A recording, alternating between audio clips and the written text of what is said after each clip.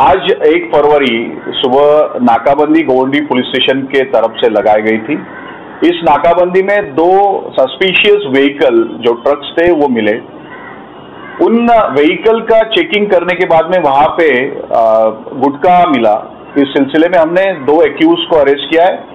एक माजिद इदरीस खान और सुबिन हाकम खान करके है, दोनों राजस्थान के रहने वाले ड्राइवर्स है। ये दोनों ट्रक्स में करीब 87 लाख रुपीस का गुटखा मिला और 2 ट्रक मिला के 1 करोड़ 17 लाख का मुद्देमाल इसमें जब्त हुआ है।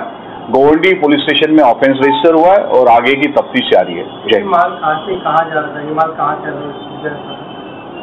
इस सिलसिले में हम दोनों ड्राइवर से पूछताछ कर रहे हैं और पूछताछ के बाद में सोर्स और डेस्टिनेशन दोनों का पता चलेगा। जय।